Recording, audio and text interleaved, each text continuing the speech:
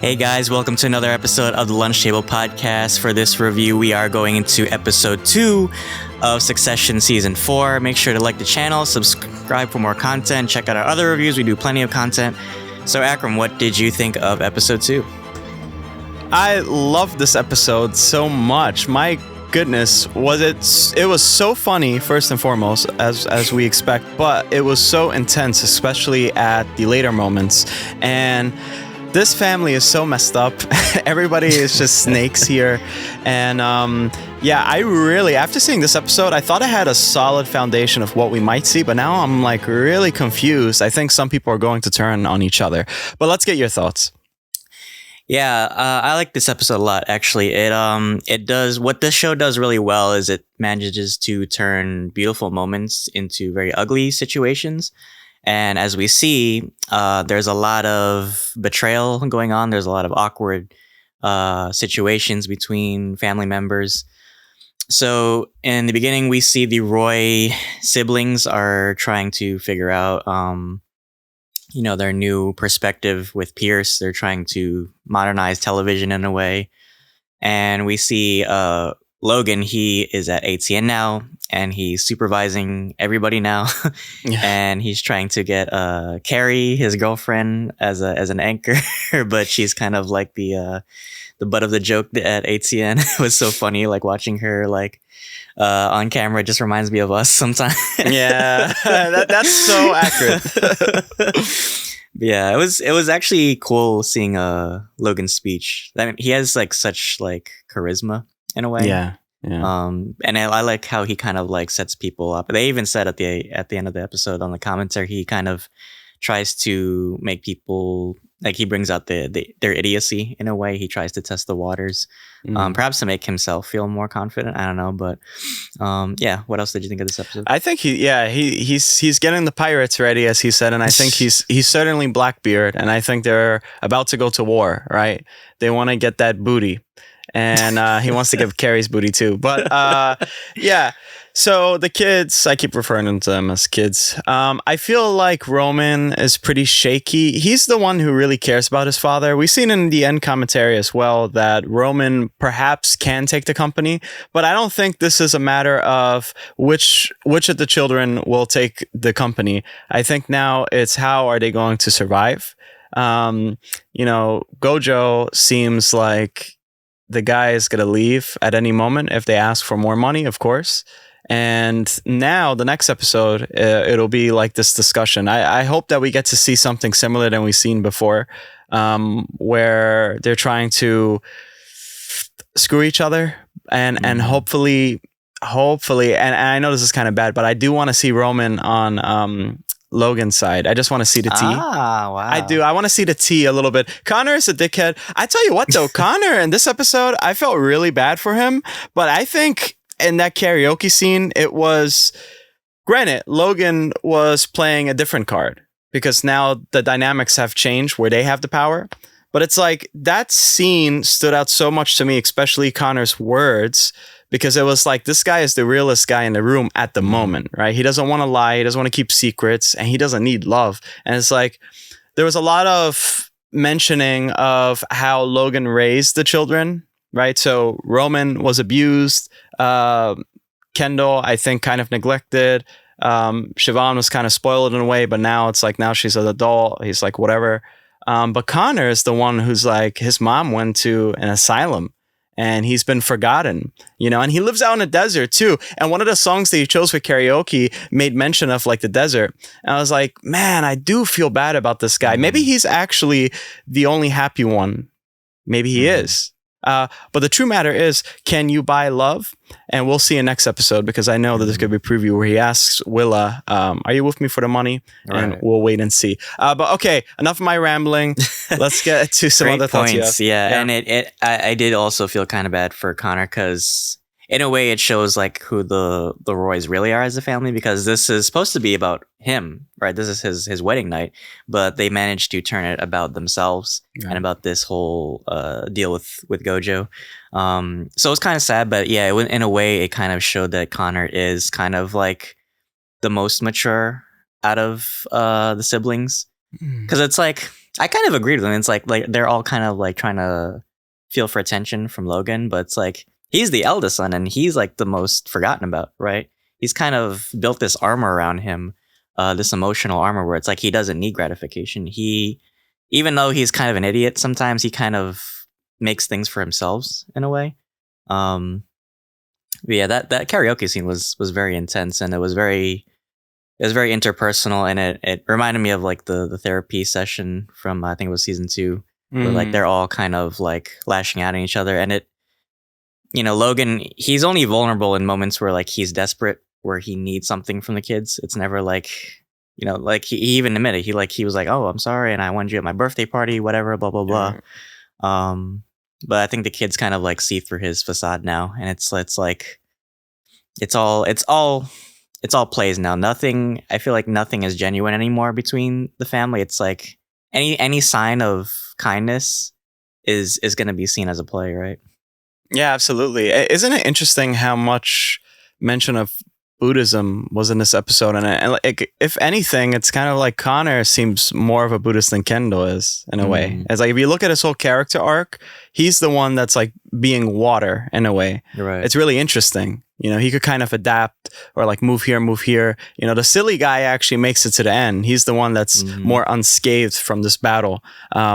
And so, yeah, it's a really, I think a lot of these characters too are a great reflection of not only stuff in real life, but of each other in a sense. And that's why I think it's so attractive to see them on screen. It's like they're constantly going back and forth. Even the writing in this episode is really well done. And it did feel like an ensemble of different ideas and different people who knew these characters super well.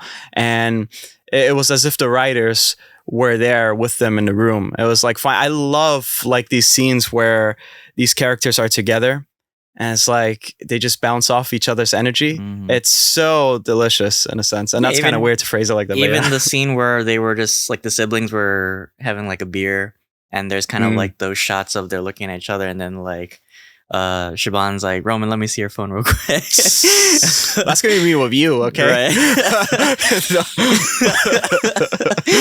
No, but it was funny. It's like they're still human, so they kind of have like this childish band, and it's funny because like they're supposed to be like these very, you know, leading business people or like very mature like people, but they're actually like very childish to each other. And I don't know, it's just maybe it's a reflection of, you know, their characters, and perhaps Roman it seems like after that trailer it looks like he's gonna, you know, side with ATN. I mean, they always say the youngest child is the favorite, right? But he's still kind of, I mean, it's sad because like maybe Roman just wants everybody to get along. Because it did seem kind of like a bit too harsh, like Kendall and Shaban going after Logan, but at the same time he's done dirty shit to them too. I mean, look what he did with, you know, the lawyers for Shaban. It's like holy fuck. But I think Roman, he just has too much of a soft side for his daddy. He loves his daddy. Yeah, he does. It's hard. It's really hard because that's his dad at the end of the day. You know what Roman is? Roman's a beat dog. He was in a cage. He liked being in a cage. He liked being fed through a dog bowl, and he likes getting beat up. But he keeps coming back. And I think we have to feel sorry for Roman. And I don't think that's a person you can trust. Real shit. I don't think that's a person you can trust because he always goes to side with his father rather than his siblings. And the one who we think maybe will be the shining knight in armor, we probably will think it's Kendall, but Kendall's a drug abuser. He has like a history of that too. So can you really trust him as well? Right. Maybe he just wants a gotcha moment. That's all he seeks is like gotcha all the time, right? Notice he didn't even mention the phone call with Matsson. Right. So that was kind of shady too. It's it's funny because he was the one saying like we need to stick together. But they all, I think they're so instilled. I think Logan instilled this to them as children. It's like, no matter like who you're with, like what side you're on, you still have to keep your options open, right? They're still kind of playing each other in a way, by keeping these secrets, right? I mean, Shaban even called Sandy in this episode without, you know, telling the other two. So it's like she's trying to make the most out of this deal too. So even though they're all on the same side, technically, they're kind of playing each other in a way. They so are. They like, and they're all disillusioned too with this.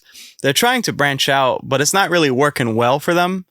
So it's like, I really don't know. But also, Logan is slipping. He is slipping though, and I wonder if this is like a test. Like, there's something in a new universe where it's not about proving your father wrong, but it's about proving yourself right, that you can do it, that you should keep pushing forward against all odds. I think that's a cool reflection on alcohol or drug abuse too. Like, just keep going forward and learning from your mistakes.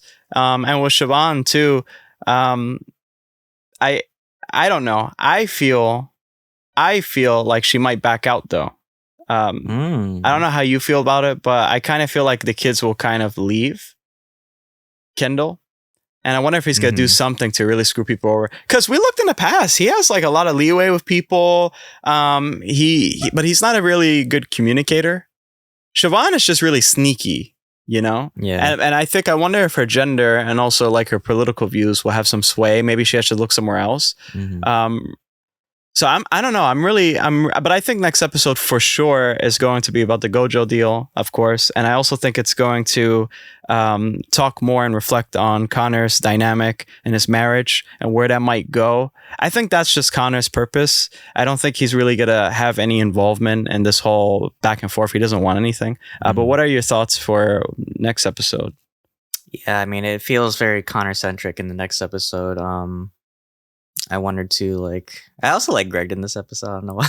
Like, him like talking to Carrie. I don't know. It's like, it's so funny because it's like, it's the first time he's actually had to, like he said, like Nick Braun said, he has to shit on somebody instead of getting shitted on. So he's kind of like rising in the ranks a little bit at ATN. Right. But I think eventually, like, he'll see that, you know, this isn't the lifestyle for him. Perhaps he'll you know, renounce his kind of like association with the family. I don't know, but I think that'd he's be wild.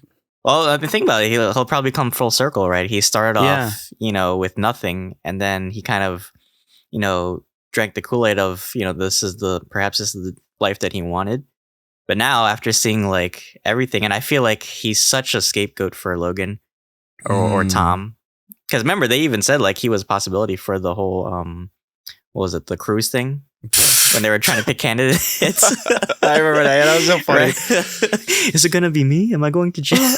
This fucking guy, man.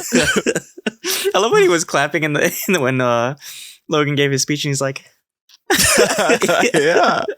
That's such a great point. What you just brought up something. I think that ties back to the Buddhist thing. It's like, but I actually think it's like they're ignorant to stay in this business. Maybe the true way to succession is actually not to take over your father's business. He's like nature. He's like a tree. Maybe it's actually to find your own path. Maybe they're the seeds and they have to grow their own tree.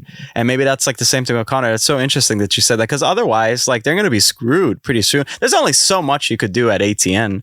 I don't know. Or what are they going to do? Show skateboarding now? Like skateboarding segments to like spice it up for the younger audience? Right, like TikToks or some shit. Yeah, and it's true. And Pierce is super boring. Pierce is, you know, it's like homework to show, as Siobhan says. And like, there's not much you could do with it. And in Gojo, does it really match making a merger of ATN? I don't really think so. That's what I think this season is so interesting, is because it's like the Roys are kind of trying to rebrand themselves, but it's like Logan said, like, smart people know who they are.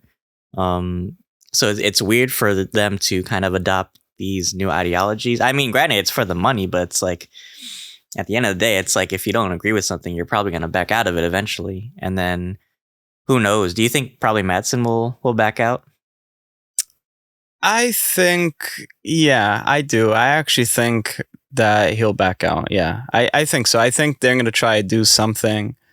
I think this episode had a lot of themes too. Like, I feel like there's something that's going to happen that's going to tie back to this episode rather than the first episode. And in another sense, it's like a tiger can't change its spots or stripes. Right. And it's like all these people, they're still going to fumble the bag somehow. Kendall always messes up to some degree. Yeah, I think Matsson is going to back out.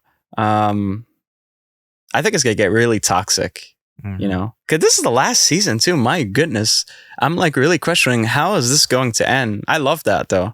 Right. Yeah. What do you think? A lot of pressure. Yeah. I want to see it play out. I think everybody's got the cards on the table, but it could end in a very like a house fire type of situation, like everybody's Right. burned in a way.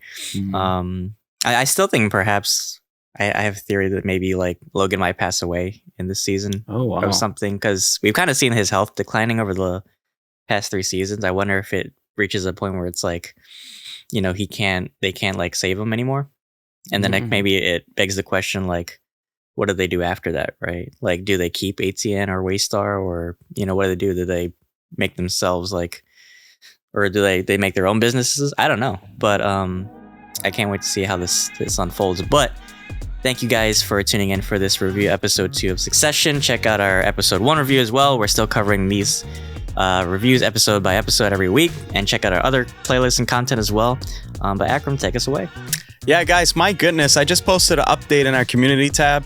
We have so much content. I am so stressed, and Dylan is too. But guys, to help us out, please remember to like this video to greatly help with the channel.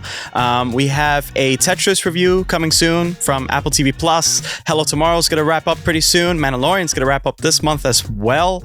And yeah, we have a new show on HBO Max coming soon on April 16th. Barry, you could expect a review discussion for that episode by episode. And a lot more. I'm not going to spoil it. But Dylan, do your thing. Thanks, guys, so much. And until then, I almost said this is the way. Listen, guys, fuck off. Well, now I don't know what to say for Mandalorian next week, but thanks for having lunch with us, guys. See you soon.